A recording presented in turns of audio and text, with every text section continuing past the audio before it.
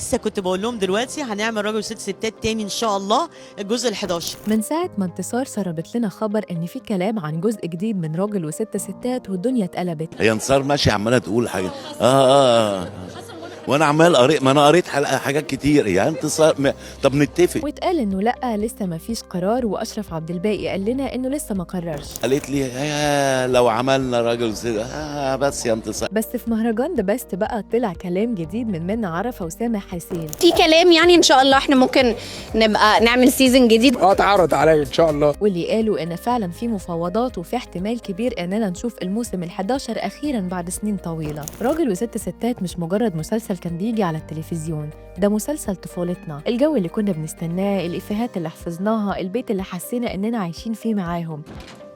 دول حبيبي.